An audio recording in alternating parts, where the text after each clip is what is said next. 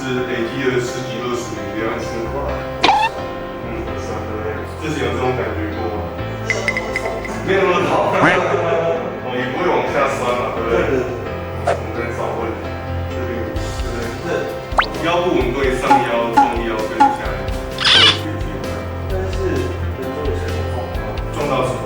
滑水的时候摔到地上，在播的过程中，有时候人生跑马灯会出来，这是什么回忆？这是一个不好的回忆，跌倒的回忆。好，今天的处理觉得对你有没有帮助？